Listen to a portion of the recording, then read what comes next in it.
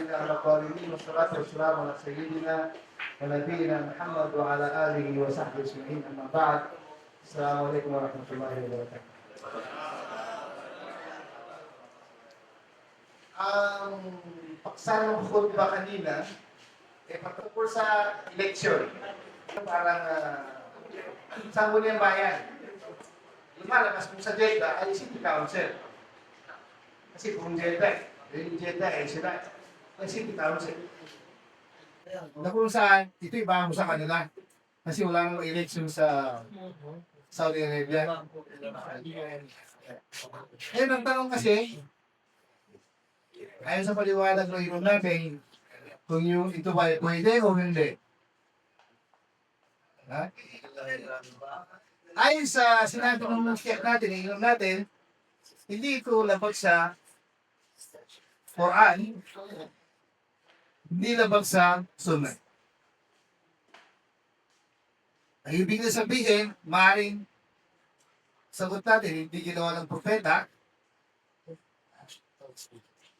at hindi rin sinabi sa Quran, pero hindi siya, kumbaga, walang anumang halis na pwede natin sabihin na ito'y bawal. Hindi bawal, pumili lang sa pinakamalinis sa pamaraan. Ang bawal lang siguro, yung sistema natin sa Pilipinas. Bawal. Hindi ba? Pero kung sa mali sa pamaraan, ay hindi siya bawal. Kaya yun ang pinaliwanag nyo kanina, yung pagpili ng pinuno.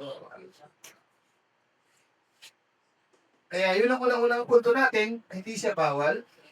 Ang bawal yung mali pamaraan. Yun ang tamang pamaraan ng sampili, hindi bawal. Although na pinakasunda, pero yun, sa pagtukusan na yun, sa pinakamataas na siya. Na yung pipili ng pinakamataas, hindi naman ito pinakamataas, lower lang ito eh. Di ba? Ang pinakamataas, yung mga mabubuting tao, yung tinatawag nga halusyura, yung mga tao na talagang kilala na sa kanilang pagiging Muslim, sa kanilang pagiging leader ng Muslim, sila yung pipili ng pinakapinuno nila. Sabihin yung mga, hindi na kailangan ng kung sambayanan, ay pipili ng presidente na katulad sa Pilipinas. Kung tutusin yan, kasi yun ang sunod. Pero ito kasi lower, ay pipili yung mga tao na nasa pabalin nila. Okay? Kaya yun ang unang-unang punto doon sa paano yung kanina. Pangalawang punto, paano pagpili? Nabanggit sa Banal na Quran patungkol doon sa kwento ni Musa a.s. Siyempre kasi kapag nabanggit sa Quran, yung tamang turo, kahit sino man nagsabi, yung binanggit sa Quran, yun ang turo na tamang turo, kahit sino nagsabi. Nagsabi kasi nito, isang babae. Isang babae. Sabi sa kanyang ama, patungkol kay Musa a.s. sabi na, inna khaira man istajalta al-qawiy al-amin. Ang pinakamuti sabi nila, magiging trabahador mo, sabihin, magiging trabaho sa'yo, pabayaran mo, suswelduhan mo. Yung unang-unang kondisyon, malakas. Hindi pwedeng mahina, kailangan malakas. Pangalawa, mapagkatiwalaan. Sino ba mapagkatiwalaan sa akin sa Pilipinas sa mga namumuno? Siyempre, pagkailan. Kaya naalala ko tuloy yung unang-unang ginanap ang election dito sa City Council o Municipal Council dito sa Jeddah.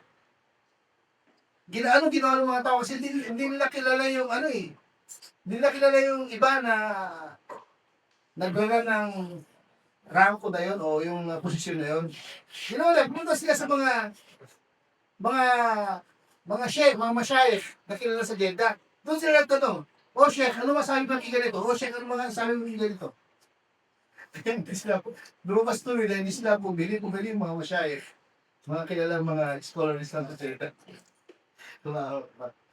Tingnan niyo yung, kasi mali sa paraan walang dayahan, walang suhulan. Kundi yan nga, kapag pumili ka, kailangan piliin mo yung karapat-dapat. Hindi yung linis ko, hindi kasi ganito, hindi kasi ganito. Hindi, kapit tayo ko. Okay. Suki ko sa tindahan. Hindi hindi ganun ang batayan. Ang batayan, kaya kasi sinabi nga nung, yung tanong nga sabi niya, malakas. Sige, kaya nang ipapatupad ang batas na nasa tangan ng kanyang mga kamay. Ayun yung patupad, hindi yung babase pa sa kung sino-sino. Kailangan malakas. Pangalawa, mapagkatiwalaan. Ibig sabihin, yung responsibilidad niya, alam niya kung paano niya palalakarin yung kanyang responsibilidad. Ayon sa isla. Yun yung pangalawa. Pangatlo, siyempre kasi, malaking bagay rin sa pamumuno, katulad doon, ikaw mag-present sa lugar mo, parang turismo. Malaki tayo yung experience. Yung walang alam, dinukilitan ang sa ilang tao, susunod. Hindi. Kailangan, meron kang experience. Kaya, kasama yung sa kondisyon. Kaya nga sabi siya, kung gusto natin, kung gusto ninyo, puntahan niyo kung sino ang napupusuan nyo na, ito siguro, siguro ito eh. Puntahan niyo, tanongin niyo, ano ba ang plano mo, ano ba ang tayo mo. Katapos mo, walang gusto, hindi, ipuso niyo. At higit sa lahat ng mga kapatid na kondisyon, matakotin sa nasuha mo na. Ha? Yun ang higit sa lahat. Dahil, kapag nangyari na hindi matakotin, sigurado, hindi mo pagkatiwalaan. At hindi sapat yung matakotin ang pagkatiwalaan, wala namang lakas. May mga tao kasi na mahina eh. Mahina kanyang personality. Mahina ang dating niya sa tao. Hindi siya pinapakinggan ng tao. Hindi pwede. Kailangan malakas. Siyempre sa atin, sa Islam, ang lakas ng tao sa deal sa kapwa ng tao, sa talong pamaraan, ito kanyang paniniwala. Kaya tinanong nga minsan ng Propeta Rizal, tinanong siya sa mga sahaba, matasa, kailan ang pagkaguno ng daigdig, oras ng pagkaguno ng daigdig. Ang sagot ng Propeta, nidabuhi alil amal pagpapal sa kapag nababaliwala na yung pagtitiwala, kasi hindi kalagay sa mga tao, hindi naman pagkatiwalaan, sabi niya, abangan mo lang ang pagkaguno ng daigdig. Pangalawa, sabi na inausin ang amro ila ghairi ahlihi pagpabilisa. Kapag pinili na sa posisyon ng hindi karapat-dapat, abangan mo na ang pagkagulo ng daigdig.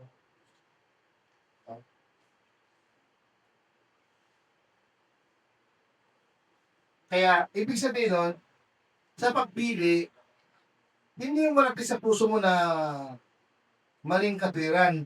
Hindi. Maaaring malaki sa puso dahil matakit sa Allah, malaki sa puso dahil mapagkatiwalaan, malaki sa puso dahil nakita mo na talaga nagagawa na yung kanyang dapat gawin para sa kapakanan ng kanyang bayan, o kanyang sambayanan. Pwede yun, pero kung malaki sa puso dahil sa kaibigan mo, dahil sa kamag-anak mo, hindi. Hindi ba sa atin, sa ganitong gawain sa eleksyon, ang mga nagraran ng posisyon, nanunuhol, di ba? So, siyempre, yung may mga tao na medyo ginagamit lang konti ang utang, kung sino mas maraming naisuhol, hindi bubutot yan. Kaya, malaking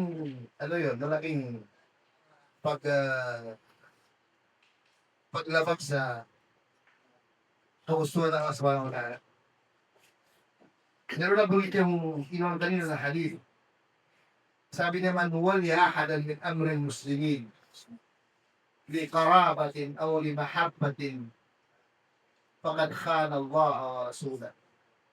O kama kala Rasul sallallahu alaihi wasallam. Sa resibo ng pumili sa sino mang mamumuno, mga kasiwa sa mga Muslim na kaya niya pinili dahil sa na, kamag-anak niya o dahil sa mahal niya yung tao, yun lang ang dahilan din. Sabi niya, dinaya niya, tinrator niya ang Allah at ang kanyang suho. Sabihin ka lapas tanganan yung sa Rasulullah at ang kanyang suho. Na pinili mo yung tao dahil sa meron siyang nagawa na nagustuhan mo na personal o maaaring katulad lang sa atin nalunuhol, minsan nagtarapay pa din naman sobre o dahil sa bahay, dahil sa ganito, dahil sa hindi, dahil sa kapatid, kahit kapatid yun. Kung hindi ka dapat, hindi dapat iboto. Pero meron mo ganun sa atin. Wala, di ba? Stop for that. Kaya, kumbaga dapat na matutunan natin ng aral ang mga ganitong pamamaraan na kung saan maaaring makakot sa akin sa Pilipinas. Wow. Kaya, alhamdulillah, dito sa itong makabagong pamamaraan na ginagawa ng Dr. Benilde, ay alhamdulillah, nanunod pag Islam. Kaya yun, katandaan ko minsan, bakit nanalo si ganito? Meron nakilala na sila. Kasi isang, isang engineer, siya tayo, napakagaling na kung dito. At saka mashallah, walang titintas sa kanya. At the same time ako, marami na akong tunan sa kanya pamaraan sa dawa. Kinulang tao sa Jetla. Hindi ko alam na kasama pala siya dun sa pagpipilian. Siya yata number one. Kaya sabi ko siya, siyempre, nagpento-pentuhan, sabi mo kasi nung tinanong si Sheikh na ganito, hindi na kailangan nilikumenta. Hindi naman lang pinipilita mga tao, puto sila ito, pero nagtatanong yung mga tao kasi siyempre nila kilala yung mga, sabi mo, nila kilala yung mga nagdarang posisyon na yun. Kaya, nagtanong siya sa mga Sheikh.